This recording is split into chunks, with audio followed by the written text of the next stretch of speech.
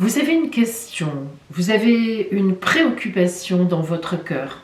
Eh bien, la roue de Hécate est là pour vous guider précisément.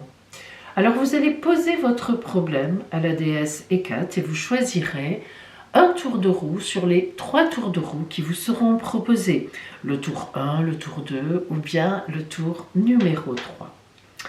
Lorsque je lancerai la roue, eh bien, selon le tour, ce tour désignera une carte qui sera votre réponse. Alors je vous laisse un petit moment pour vous concentrer sur le problème et pour choisir votre tour de roue.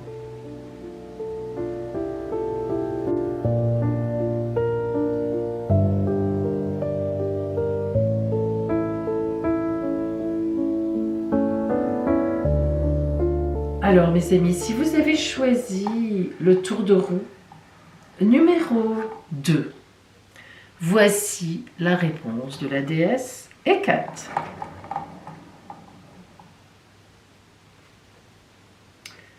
Shambhala.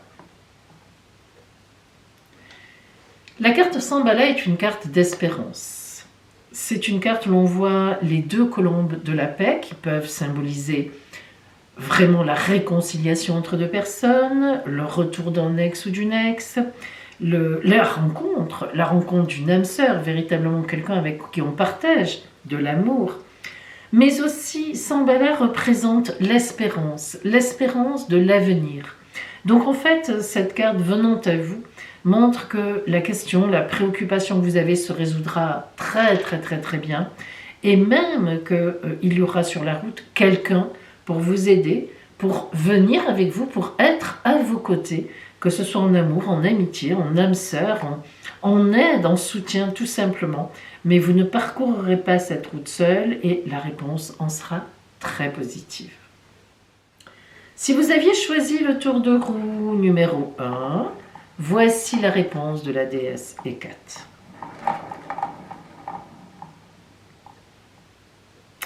C'est Ephuridaï qui vient à vous.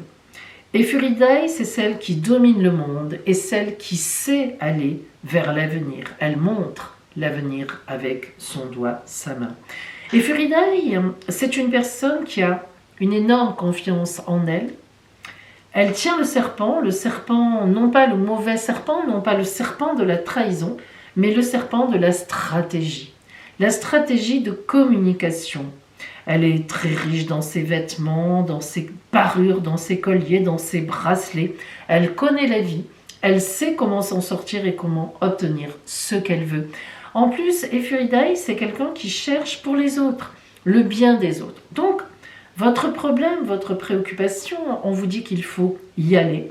Il faut précisément être vraiment, vous, une source de résolution de cette affaire. Vous en avez les moyens.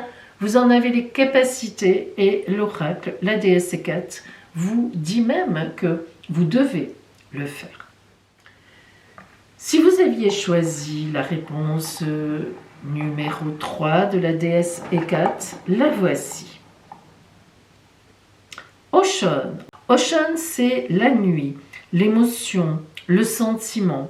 Oshun est une carte qui montre que vous devez encore réfléchir, que cette question, la résolution de ce problème est en gestation. Mais Oshun peut aussi indiquer qu'il vous manque des éléments et que ces éléments, vous pourriez les trouver si vous communiquiez un peu plus. Il faut sortir de cette nuit, il faut sortir de ce brouillard. Et sans doute que vous commencerez à trouver des éléments de réponse ou des éléments de résolution du problème. Enfin, Oshun vous dit une 3e chose. Elle vous dit que si vous résolvez quelque chose, faites-le avec le plus de discrétion possible. Il ne faut pas aller frontalement, il faut aller discrètement. Voilà, tout simplement. Et vous irez du coup vers le soleil.